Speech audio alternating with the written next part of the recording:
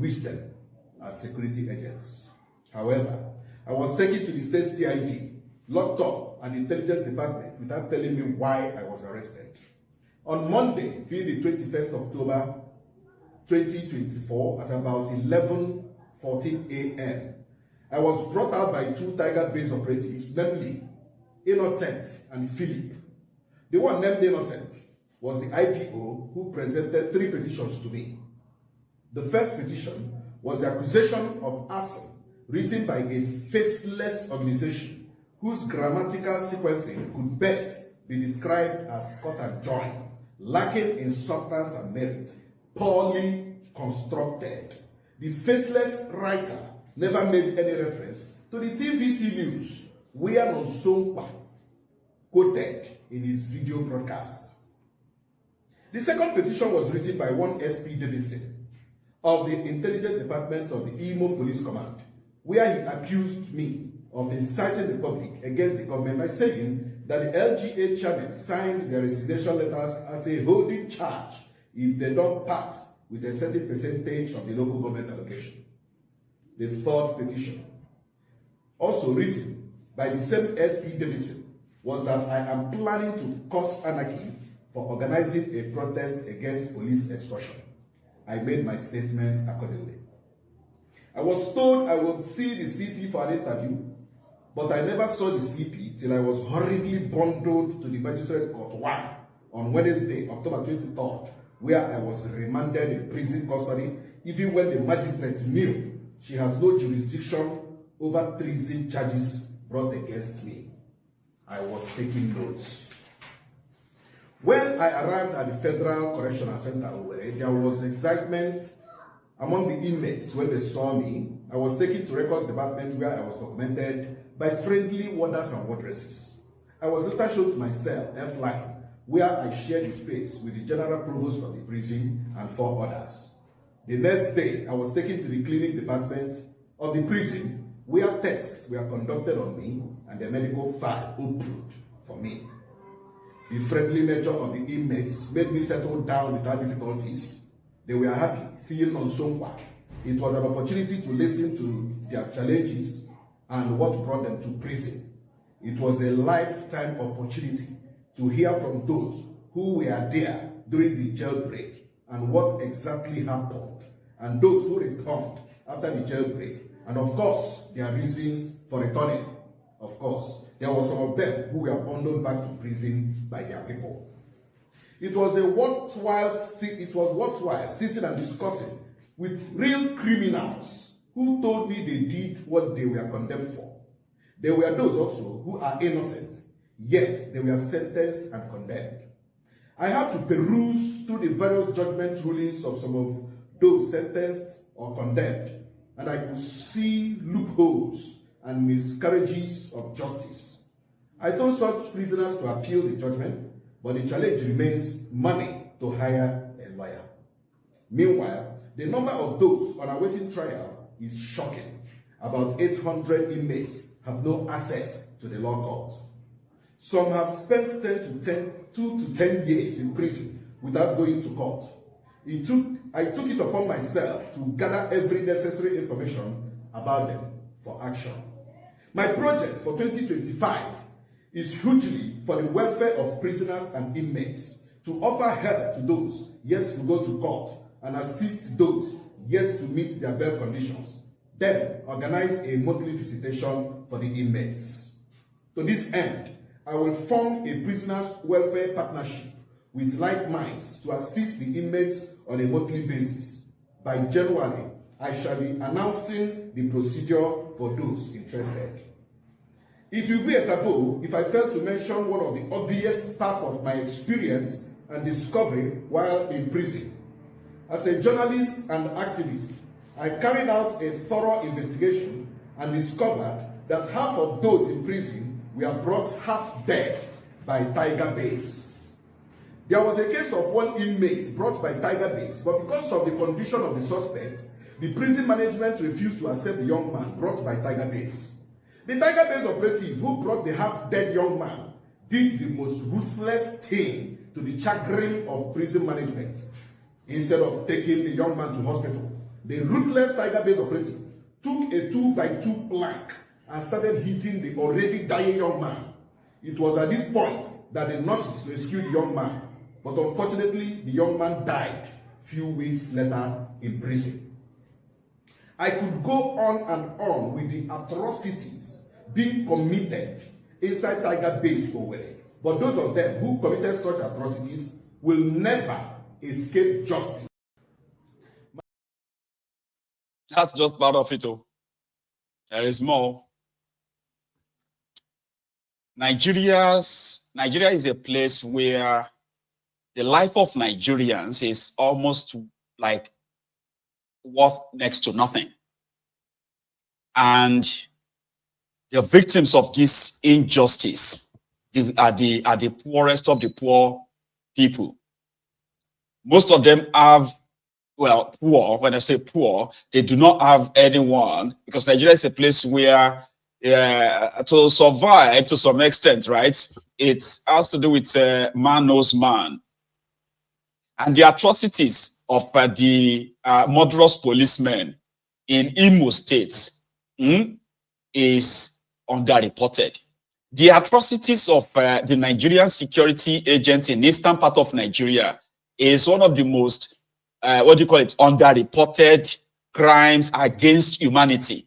So instances like this are just to kind of remind us the imbalance in a system that is so rigged against the supposed citizen of a country. Something that ordinarily, if they play you the documentary, you are likely never going to believe that a country could be this evil towards our own citizen, this much. A country's security agent could be this evil against their own citizens. You will never believe it. But because of our time, I want Nonso to finish what he's reading. By the way, listen to the other parts. Justice at the appointed time. The investigating police officers, IPOs, are another problem in our justice system. Police officers who are supposed to investigate cases brought to them would rather resort to taking bribe from the highest bidder, especially the complainant. Most inmates in prison are there today because their complainants bribed their IPO. It was in prison that I learned that a police officer can add more charges to someone's original charge to make sure that the person is remanded in prison. This is so unfortunate. These categories of police officers are being investigated and shall be made public soon. I want to urge our magistrates and honorable judges to kindly apply the community service part of punishment for minor crimes like burglary, stealing, fighting, and some other civil matters. Instead of sentencing such persons to years in prison, they should resort to giving such persons community service as punishment. This is obtainable in some states in Nigeria. We can do it in Imo State. This would also help to decongest our prison and save more lives. The condition of inmates at the Federal Correctional Center Owerri is nothing to write home about. The feeding is poor, not enough drugs to go around. The situation is overwhelming, but the prison management is truly trying their best to manage the situation. It is sad that both the federal and state governments have abandoned the inmates at the Owerri prison.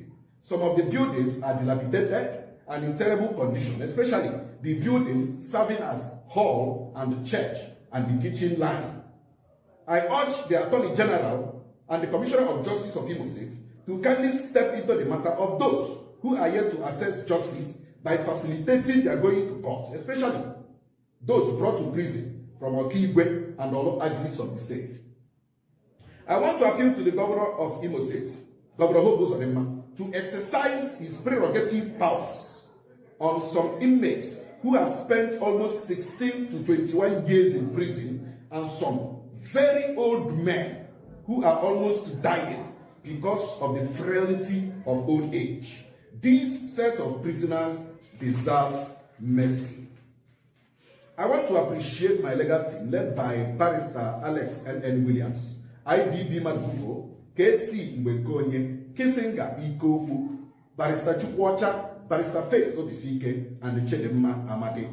I won't forget the efforts of Duru Daniels, Marjorie, Saviola Godwin, the entire Ozisa family, Obinna Chineke of Dalin FM, Davidson Amarez Amamosu of Toast FM, and my other colleagues who added their voices for my freedom. The National Human Rights Commission, International Human Rights Commission, RULAC, Amnesty International, National Youth Alliance, United Nations Human Rights Watch, Protect the Weak International Foundation. I can't mention all of you here, especially those who visited me while in prison, brought food, cash to assist me. I don't take you for granted. May God bless you all.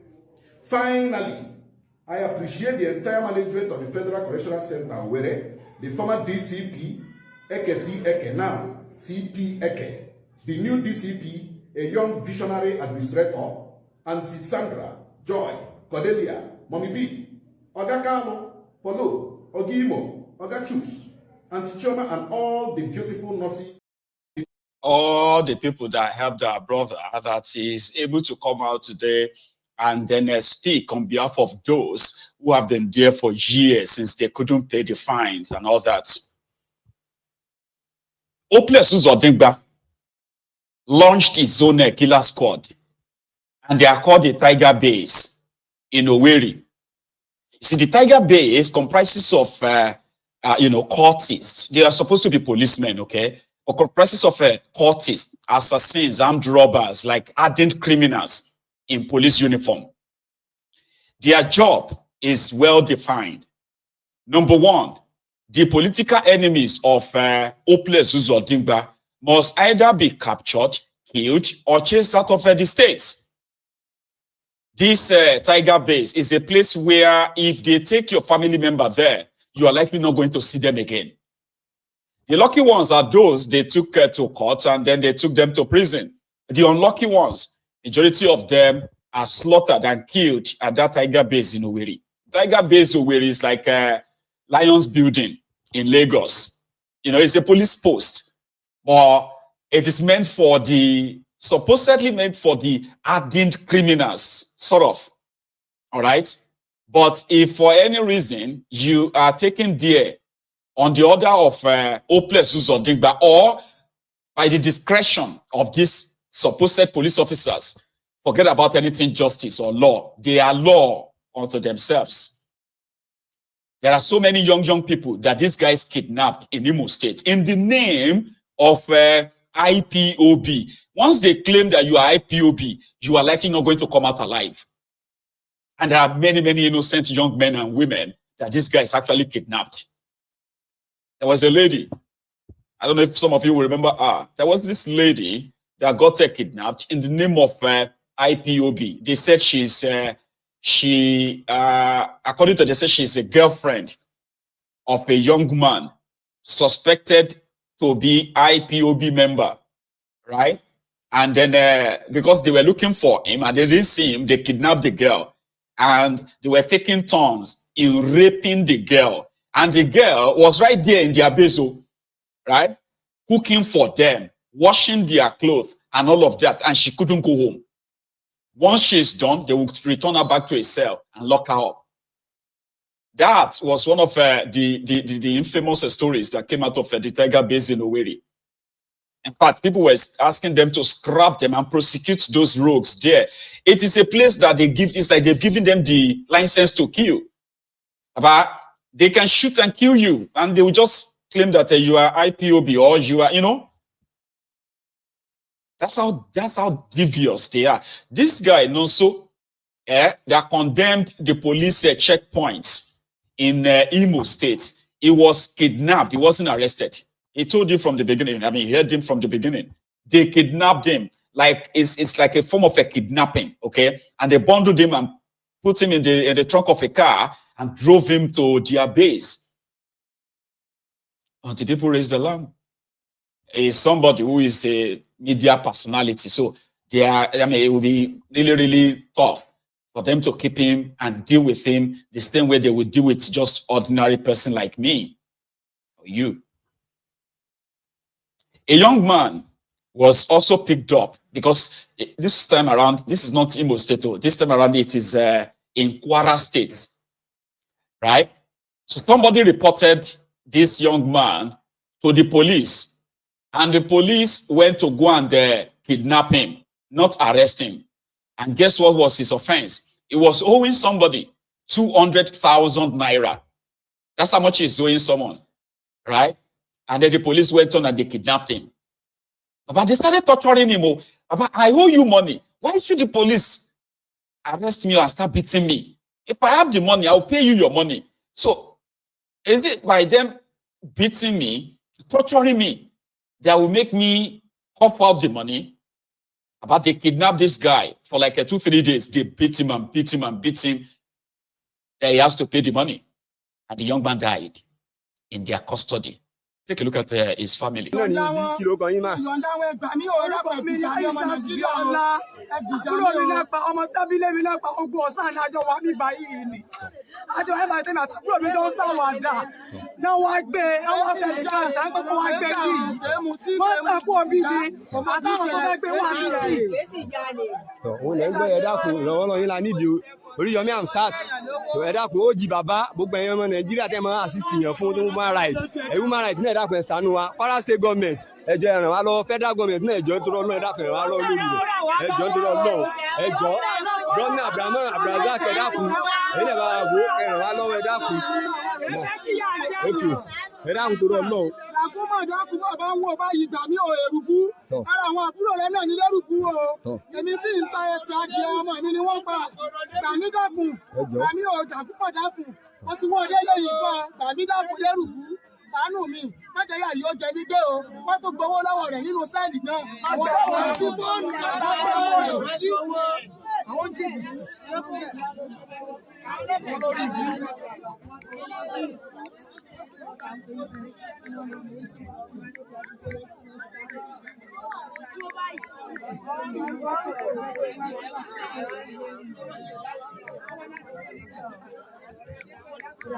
Àwọn ẹ̀jẹ̀ tí àwọn àmọ́ ti ya ẹgbàá lọ lọ́jọ́ àmọ́ ti kẹsẹ́ yìí. Ìtọ́ ẹgbẹ́ ya fọ́tò rẹ̀ tí bá tẹ̀lé wọn láàárọ̀ tí wọ́n gbé lò ní ìjẹ́nu wọn. Wọ́n wà pẹ́pẹ́ sí àwọn lọ́yọ̀ ọkùnrin ajá bára tó ń fi ìtẹ̀lé ọkùnrin lé. Ìjọba ẹ̀kọ́ fẹ́ tàgì àwọn tí mo mọ̀ pé mo lè tàgì.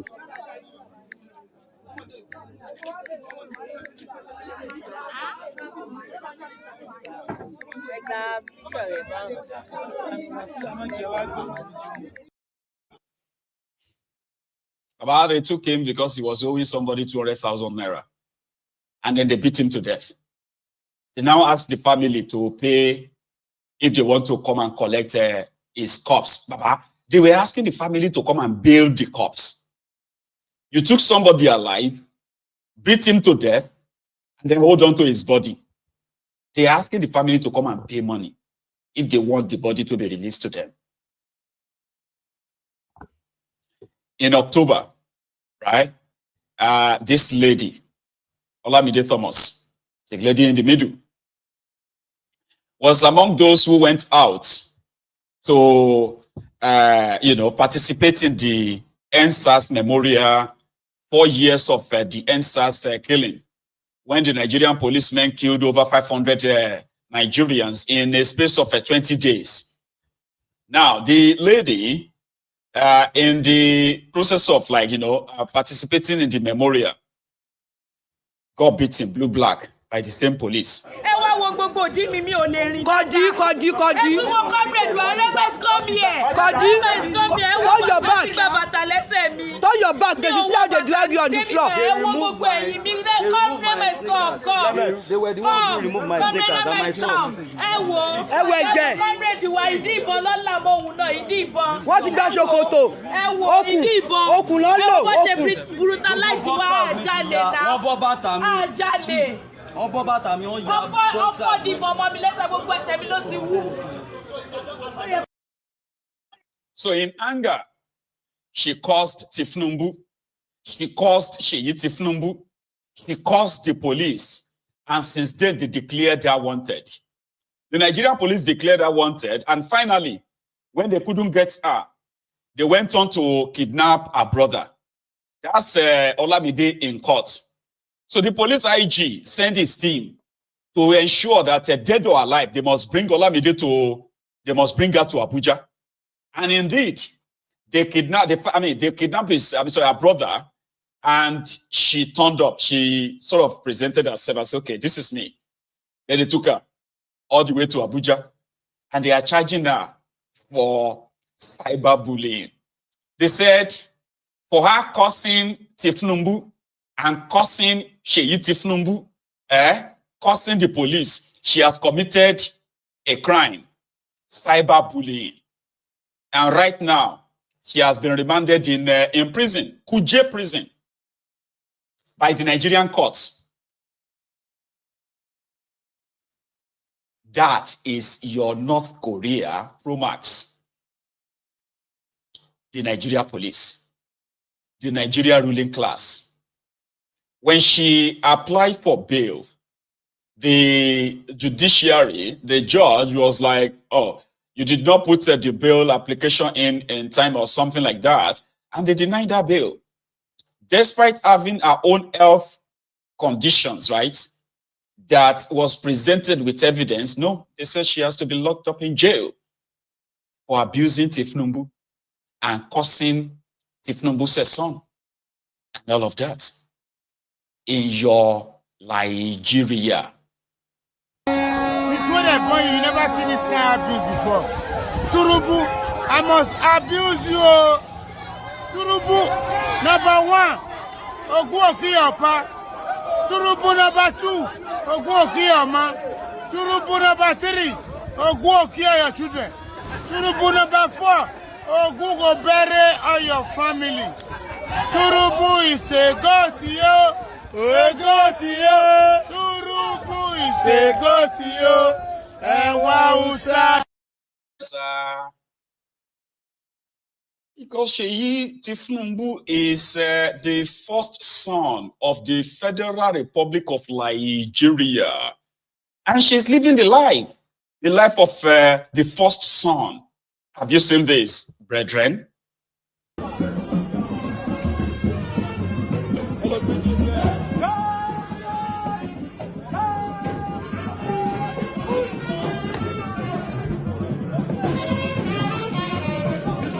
Where's Mama?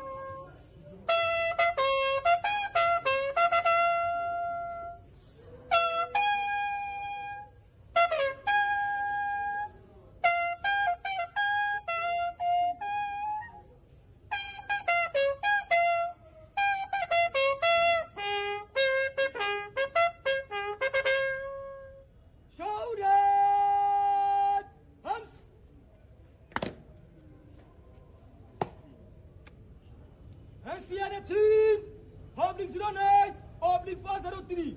God, led by Cadet Sergeant Afolabi Abdubasit Adewale. God, provided by Nigerian Cadet Network, Ogun State Command. God, ready for your inspection, sir. Pull down, hands. Miller. Golden Sun.